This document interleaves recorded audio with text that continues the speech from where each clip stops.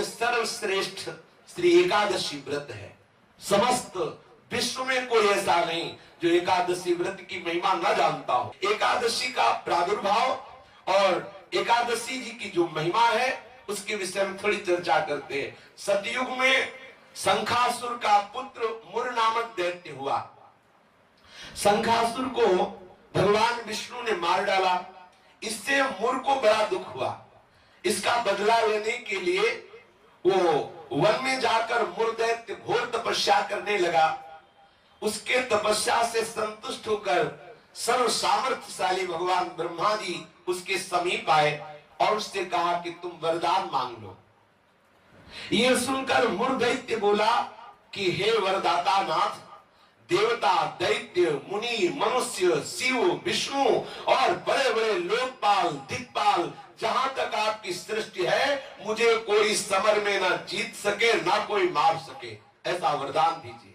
इतना उसने तप किया मुर दैत्य ने कि भगवान ब्रह्मा को विवश हो करके ऐसा ही हो तथास्तु, ऐसा ही हो कहना पड़ा। अब ब्रह्मा जी ऐसा कह करके अपने लोक को चले गए। अब जो असुर है वो वर पा करके बड़ा बलवान हो गया। जिस लोकपाल के पास जाता ललकार कर उसे परास्त कर देता, क्योंकि मर सकता नहीं। ब्रह्मा जी ने ऐसा वर दिया है। लोकपालों को जीतकर समस्त लोकों पर अपना उसने अधिकार कर लिया और समस्त लोकपालों के पद पर वो दैत्यों को नियुक्त करता। दैत्य सदैव विपरीत भावना वाले समस्त ब्राह्मणों को, भक्तों को, गाय को, ऐसे सब संतों को सताना, मारना, काटना, महान अत्याचार मुर दैत्य के द्वारा फैल गया। दुखी होकर के समस्त देवता भगवान शंकर जी के पास गए। भगवान शंकर जी सबको आश्वासन दिए, क्योंकि वो कल्याण स्वरूप है। जब जब कोई भारी विपत्ति पड़ती है तो समस्त देवता महादेव जी के पास जाते, फिर महादेव जी उपाय बताते। जैसे समुद्र मंथन के समय हलाहल विष निकला तो किसी भी देवता की ताकत नहीं कि चख सके। महादेव जी के पास गए और प्रार्थना की तो आज भी भगवान शिव को नीलकंठ कहा जाता है, उसे धारण करते हैं। यद्यपि इनकी सेवा है सृष्टि का संहार करना, पर सृष्टि की रक्षा जहां कोई नहीं कर पाता वहां ये करने के लिए बुलाए जाते। हलाहल विष पीने के लिए किसे बुलाया गया? इन्हीं को तो बुलाया गया। सब देवताओं ने भगवान शंकर से कहा हमारी रक्षा करो।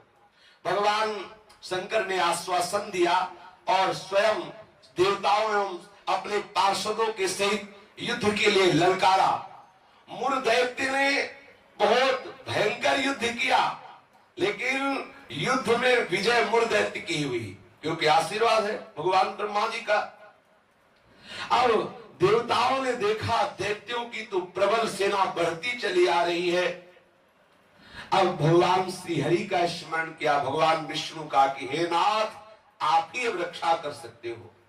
भगवान श्री विष्णु जी ने सुदर्शन चक्र का स्मरण किया और मुर दैत्य पर प्रहार किया, पर ब्रह्मा जी के वरदान प्राप्त होने के कारण भगवान के प्रिय पार्षद सुदर्शन ने उसको ऐसे घूमकर परिक्रमा करते हुए आकर भगवान के हाथ पर विराजमान हो गए, क्योंकि ब्रह्मा जी भगवान श्री हरि के ही अंश से प्रकट हुए।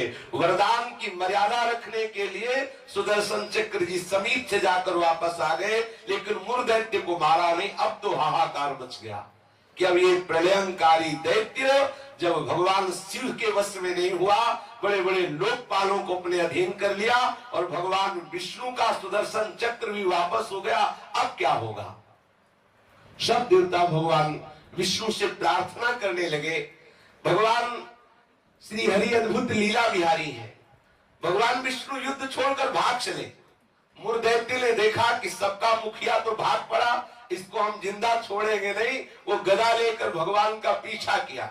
मुर दैत्य ने भगवान भागकर बद्री का आश्रम में गए और एक बड़ी ही गहरी एकांतिक गुफा में जा छिपे और अत्यंत श्रमित हुए निद्रावश से प्रतीत होने लगे।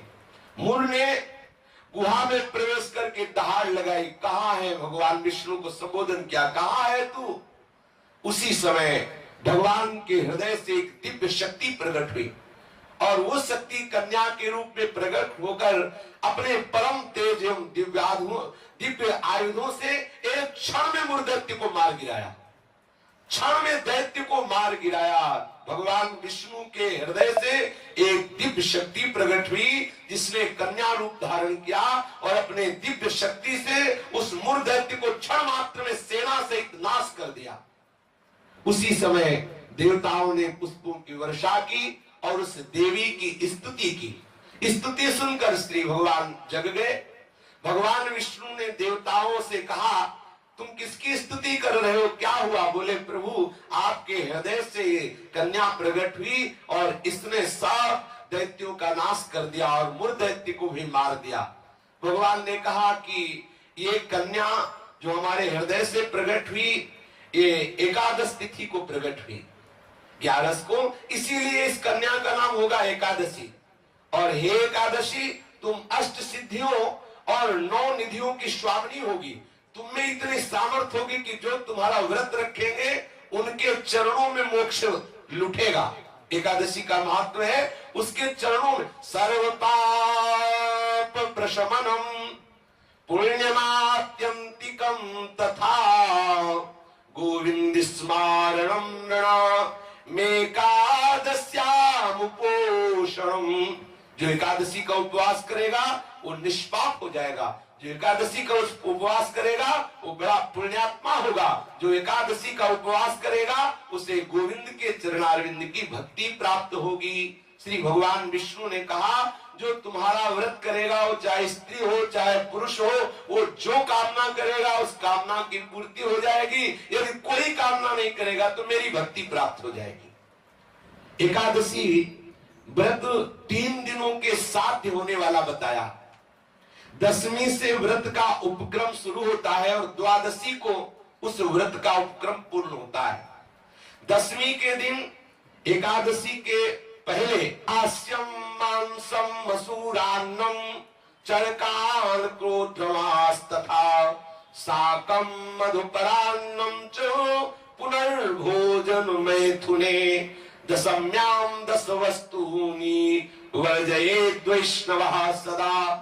जो एकादशी व्रत रहे उनको चाहिए कि 10वीं की तिथि में वो कांसे के पात्र में कुछ पावे ना, मसूर की दाल न पावे, कभी मांस का स्पर्श भी न करे, पाने की तो बात जाने दो, चना न पावे, कोदो न पावे, कोई साग न पावे और शहद न पावे और किसी दूसरे के द्वारा दिया हुआ भोजन न पावे और 2 बार भोजन न पावे और मैथुन न करे। ये 10वीं की तिथि में ऐसा नियम धारण करें।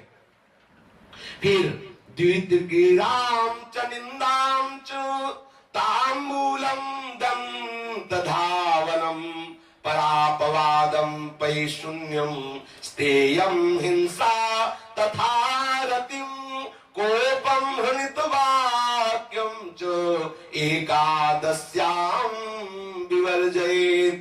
अब एकादशी के दिन 10वीं के दिन ऐसे नियम से रहे कि कांस के पात्र में कुछ पावे ना, मसूर की दाल ना पावे, मांस का स्पर्श भी ना करे, चना ना पावे, कोदो ना पावे, कोई साग ना पावे, शहद ना पावे, दूसरे के द्वारा दिया हुआ कुछ ना पावे और 10वीं को 1 बार भोजन करे, मैथुन क्रिया ना करे।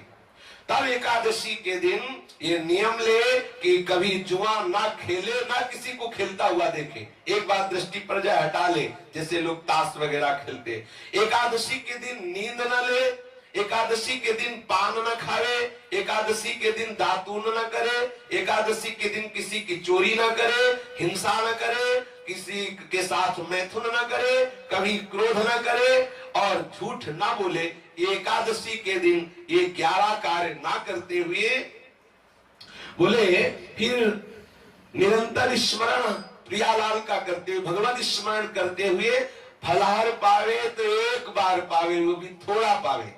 अब हमें तो लगता है कि जितना और दिन पदार्थ पाने को नहीं मिलते उतना तो एकादशी का दिन। बोले अमुक की खीर बनाओ, उसकी कूटू की पकौड़ी बनाओ और उसका सिंघाड़े का हलवा बनाओ, ये वो। अब एकादशी का मतलब क्या है?